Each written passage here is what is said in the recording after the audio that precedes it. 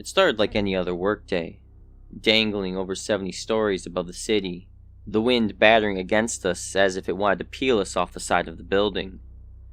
Cleaning windows might sound boring, but for me, Tom, and my partner in grime, Mike, it was a rush. Today would be different. By the time we hit the 50th floor, I'd be begging for the ground, for the safe haven of traffic noise. Instead, I'd be face to face with them. The morning sun glinted off the mirrored surface of the Luminara building, a 90-story glass monolith towering above the heart of downtown. The air smelled like a mix of gasoline and freshly baked bread from the bakery across the street, a comforting human smell. That would soon fade. Mike was already on edge as we loaded the platform with our squeegees, microfiber cloths, and buckets of water. "Tom," he said, adjusting his harness, "you ever feel like you're being watched in these tall buildings? Like the glass has eyes?" I laughed it off. "Mike, you're spending too much time online. Let's get to it, man. Daylight's burning." By the time we reached the 30th floor, the city noise had dulled to a distant hum. Up here it was just us, the wind, and the windows. Except, the windows didn't feel empty anymore. "Hey, Tom," Mike called over the radio, his voice crackling. "You see that?" I looked up from scrubbing a particularly stubborn bird smear. "See what?" He didn't answer right away. I turned toward him. Mike was staring at the building, pale as a ghost. His eyes weren't on the view outside, they were locked on the glass itself. Reflected in the window was a shape, a person, only it wasn't me or Mike. They stood motionless inside the building, wearing something dark like a suit. Their face, well, they didn't have one. Just a blank stretch of smooth, pale skin where eyes, a nose, and a mouth should have been. "It's just the trick of the light," I said, but I know my voice shook. Mike nodded, but neither of us believed it. We moved up a floor, but the unease came with us. At the 40th floor, the figures weren't just there. They were moving. Slowly at first, like shadows cast by something distant. They mirrored every sweep of our squeegees, every motion of our hands, except their movements were jerky, almost wrong. And then I hear Mike whisper, saying that they're inside. They're not just reflections. I squinted into the glass, trying to make sense of what I was seeing. One of the faceless figures tilted its head, mimicking me exactly. I tested it, raising my left arm, scratching my nose, and it followed, milliseconds behind. Then it stopped and stepped closer. We hit the 50th floor in record time. Our nerves frayed. The figures were multiplying, dozens of them now, all pressed up against the inside of the glass like insects trying to get out.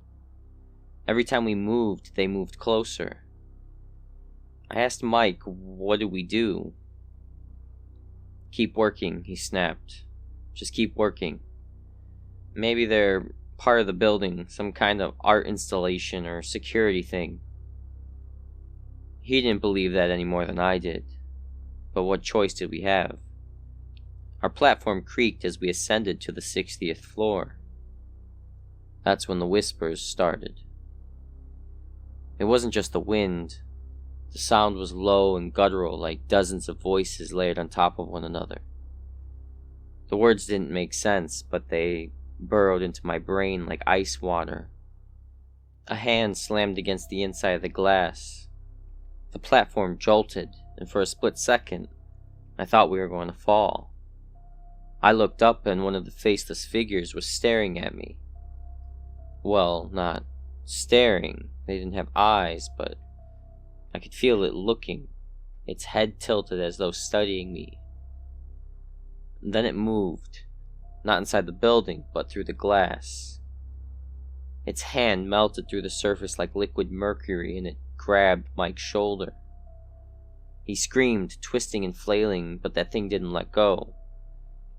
It gripped him, pulled him toward the glass, and for a horrifying moment, his reflection began to fade, replaced by the blank, smooth face of them. I grabbed his harness, yanking with all my strength. The figure hissed, its featureless face rippling like disturbed water. Finally, it let go, and Mike collapsed onto the platform. We both stared at each other, knowing that we have to go. But the platform's controls were dead. With no way to descend, we climbed up the safety ladder toward the roof, the wind howling around us. The figures followed, pressing closer against the glass with every floor. Their whispers grew louder, almost like laughter. We made it to the rooftop, hearts pounding. For a moment, I thought we were safe. But then we saw the reflection in the helicopter's windshield. They were waiting for us. Hundreds of them, spilling out of the glass like liquid, their movements erratic and inhuman. Mike and I sprinted to the rooftop's edge, but there was nowhere to go. The Faceless surrounded us, their blank faces tilting in unison. Then one of them stepped forward, its smooth surface rippling. Slowly, features began to form. A nose, eyes, a mouth. It was me. The copy smirked. And then I don't remember much after that. Just the sensation of falling.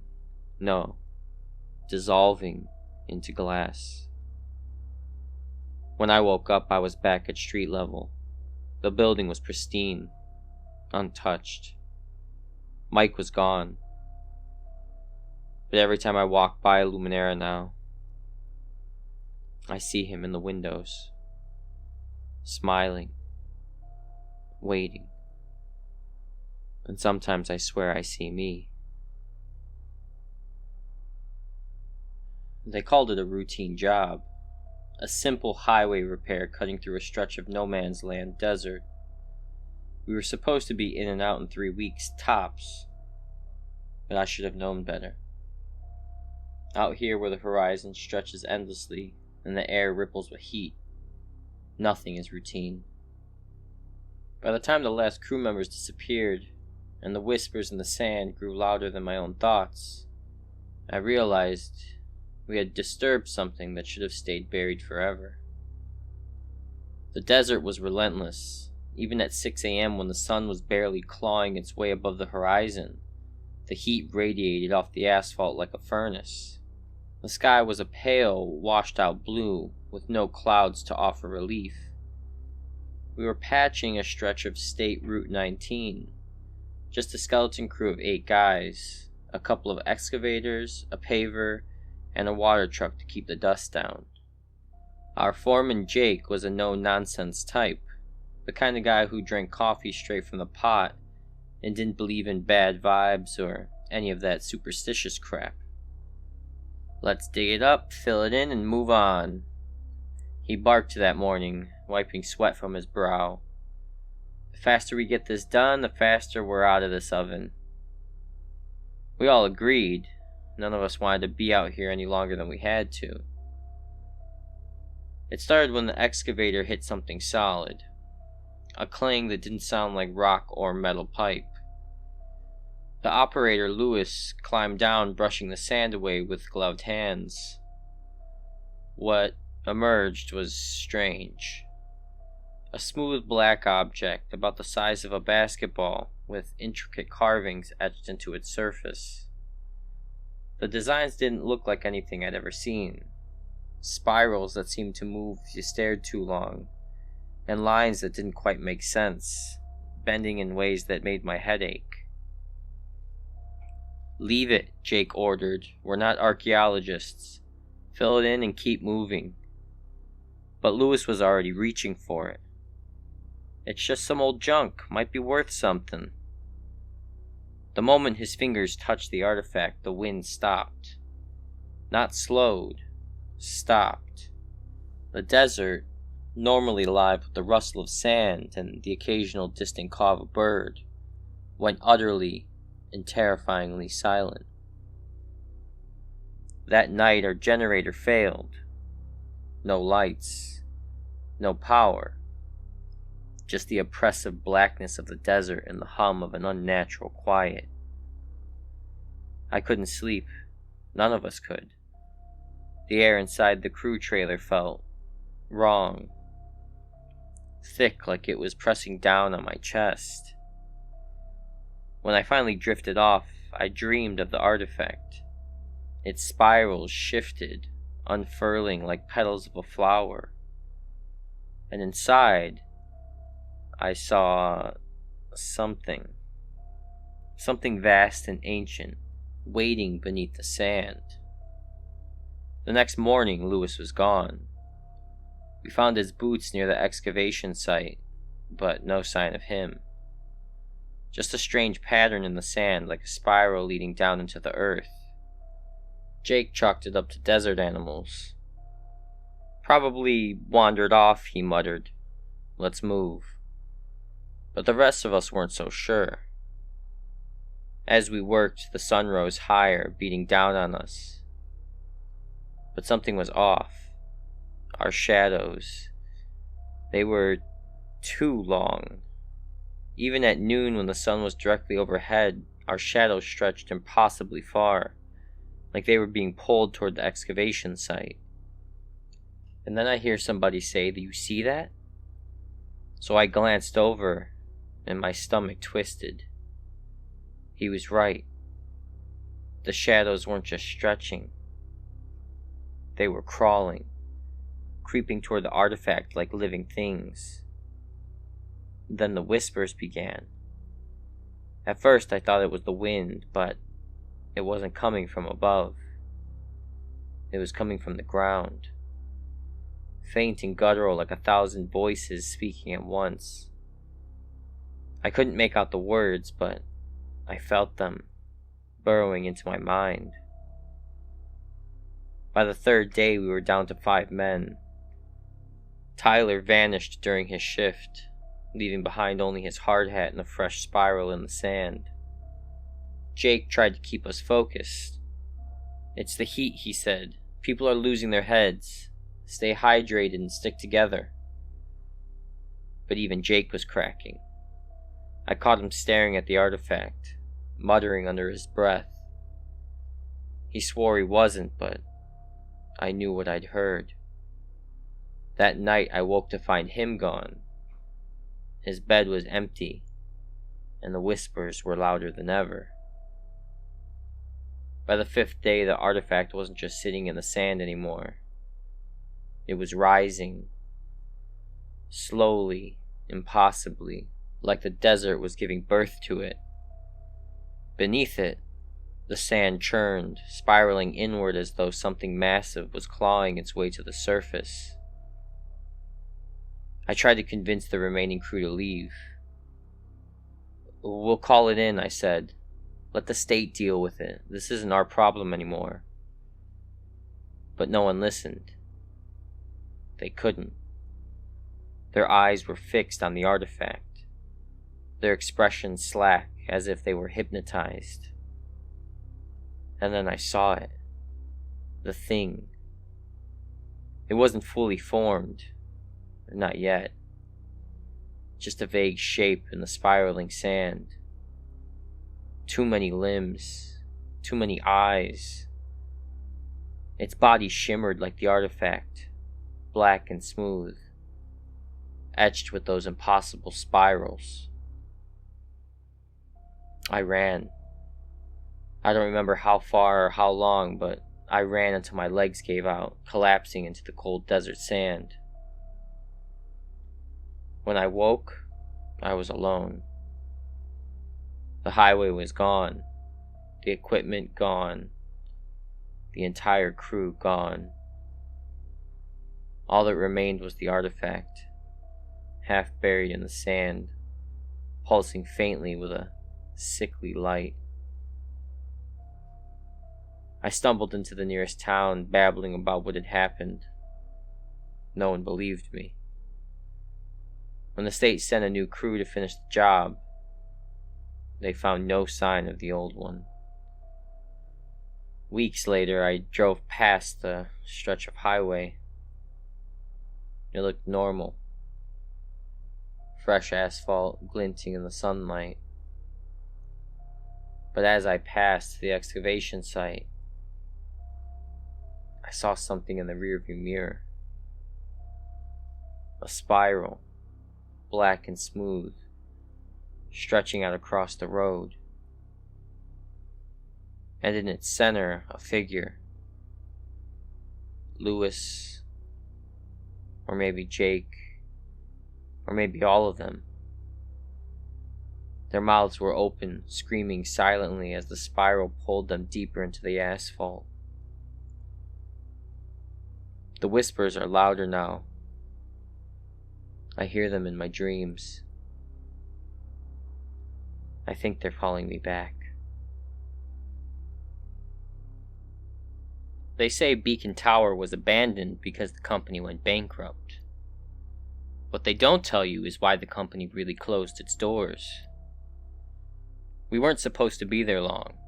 Just a week to clean it up, make it presentable for prospective buyers. Easy money, right? That's what we thought. By the second night, though, we realized the building wasn't empty. It wasn't just a structure. It was alive. And it was starving. I'm the only one left to tell the story. But even now I feel its eyes on me, waiting for me to return. Beacon Tower loomed against the overcast sky like a dark monument to something better left forgotten. At 40 stories tall, the office building was a steel and glass relic from the 1980s, its reflective windows dulled by decades of grime.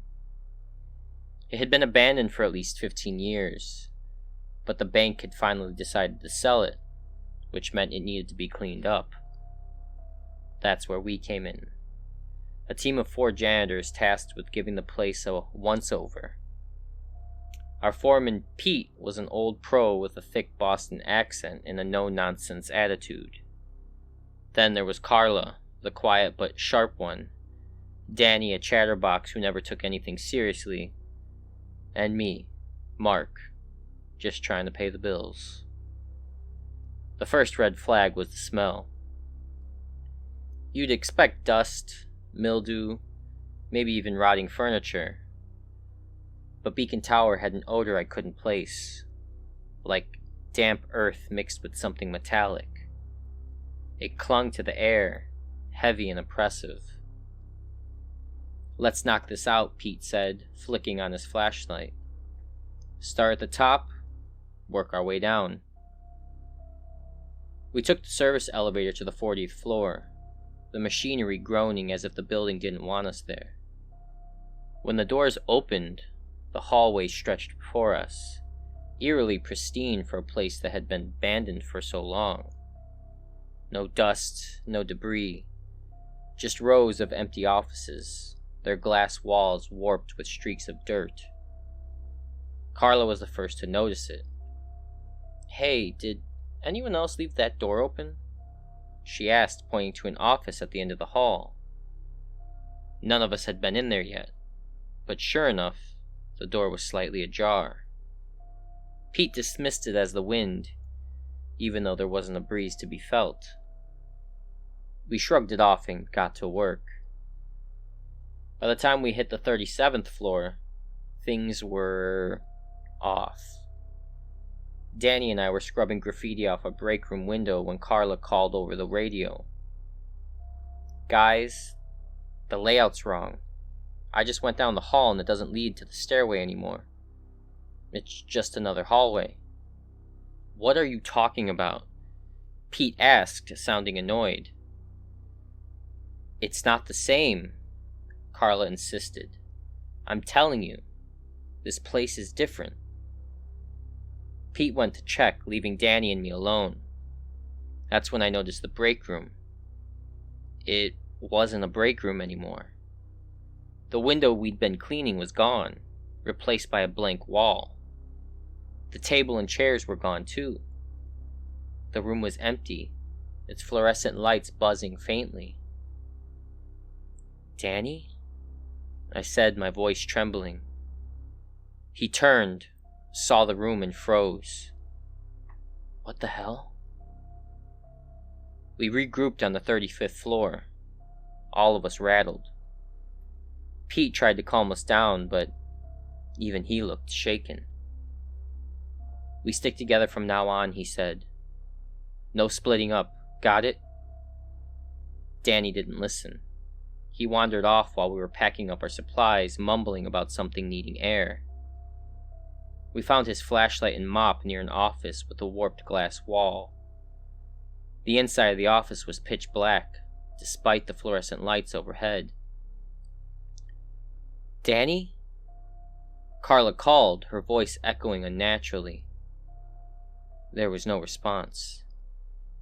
Pete stepped inside, his flashlight beam swallowed by the darkness. "Let's go," Carla urged, grabbing my arm. "This place isn't right." Pete didn't argue.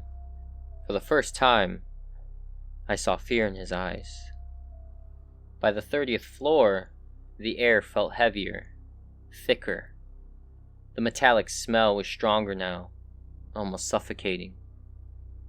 Carla swore she saw something move in the corner of her eye. A shadow sliding along the wall, even though there was nothing there to cast it. I started to notice it too. The shadow stretched and twisted, pulling at our feet like oil. Then came the whispers. Faint at first, barely audible, but growing louder as we descended. "It's the building," Carla whispered. "It's alive." Pete snapped, "Don't be ridiculous. Buildings don't..." His words were cut off by a deafening creak. The hallway seemed to shift, the walls bending inward like a throat swallowing us whole. On the 25th floor we found Danny, or what was left of him. He was fused to the wall, his body stretched and twisted, his face frozen in a silent scream. His eyes moved, darting toward us, pleading. Carla screamed. Pete fell to his knees, muttering incoherently. The building groaned, the sound vibrating through the floor. "We have to go," I yelled, grabbing Carla, pulling her toward the stairwell. Pete didn't follow. He just sat there staring at Danny until the shadows swallowed him whole. Carla and I ran, the stairway warping around us. Steps stretched and twisted, hallways bent back on themselves. The building was alive, and it wanted us. When we finally burst through the front doors, the sunlight felt like a slap. We didn't stop running until we reached the truck. As we sped away, I looked back. The building seemed taller, as if it had grown. Weeks later, I drove past Beacon Tower again, unable to resist the pull of curiosity. It looked normal, almost inviting. Then I saw them. Carla and Pete standing in the lobby, staring out at me. Their faces were blank, featureless. And the building's doors, they were open, waiting. If you ever hear about a cleaning job at Beacon Tower, don't take it. And if you do, don't look back. Because once it sees you, it never stops watching.